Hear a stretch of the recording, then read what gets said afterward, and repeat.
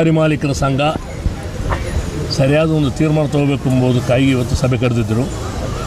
ಸ್ವಲ್ಪ crusher ಮಾಲೀಕರಿಗೂ lorry ಮಾಲೀಕರಿಗೂ ಸ್ವಲ್ಪ difference of opinion ಆಗಿದೆ. ಇಲ್ಲಿ ಆನೇಕಲ್ಲಿಂದ ಇಡೀ ಬೆಂಗಳೂರು ಹೋಗೋ ಜಲ್ಲಿ ಕ್ರಷರ್ದು ಹೋಗ್ತಾ ಇದೆ.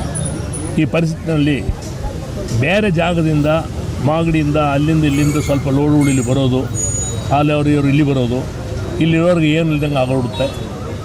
ಎರಡನೇದು ಜಲ್ಲಿ ಮಾಲೀಕರು ಇವರಿಗೆ ಸ್ವಲ್ಪ ಡಿಫ್ರೆನ್ಸ್ ಆಫ್ ಒಪಿನಿಯನ್ ಬಂದಿದೆ ನಿನ್ನೆಯಿಂದ. ಅದೇನು ಎಲ್ಲ ಸರಿಪಡಿಸೋಣ ಅಂತ ಹೇಳಿದ್ದಾರೆ.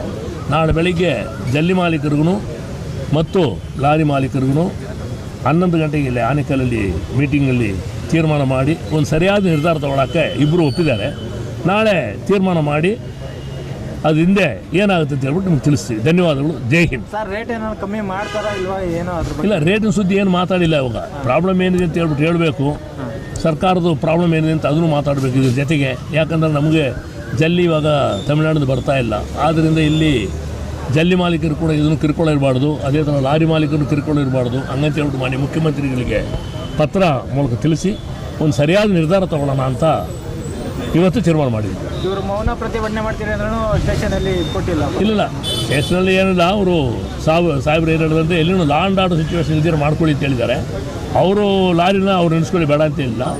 ಯಾವ ಲಾರಿನೂ ಹೋಗಿ ತಡೆ ಮಾಡೋದು ಬೇಡ ಅಂತ ಹೇಳ್ಬಿಟ್ಟು DSP ಸಾಹೇಬ್ರು ಹೇಳಿದ್ದಾರೆ. ಅದೇ ಪ್ರಕಾರ ನಾವು ಮಾಡ್ತೀವಿ. ಯಾವ ಗಾಡಿನ ನಾವು ಹೋಗಿ ತಡೆ ಮಾಡಲ್ಲ. ನಮಗೇನೋ ನೋವಿದ್ದರೆ ನಮ್ಮ ಗಾಡಿನ ನಾವು ನಿಲ್ಲಿಸ್ಕೊಳ್ತೀವಿ ಅಷ್ಟೇ. ಆದ್ದರಿಂದ ನಾಳೆ ಒಂದು 10 ಗಂಟೆಗೆ ಒಂದು ನಿರ್ಧಾರ ತೊಗೊಂಡು, ಯಾಕಂದ್ರೆ ಅಣ್ಣ ತಮ್ಮ ಥರ ಇದ್ದಾರೆ, ಒಂದು ಸ್ವಲ್ಪ ಡಿಫ್ರೆನ್ಸ್ ಒಪಿನಿಯನ್ ಬರುತ್ತೆ, ಅದನ್ನು ಸರಿ ಮಾಡೋಣ ಅಂತ ನಾವು ತೀರ್ಮಾನ ತೊಗೊಂಡಿದ್ದೀವಿ. ಧನ್ಯವಾದಗಳು.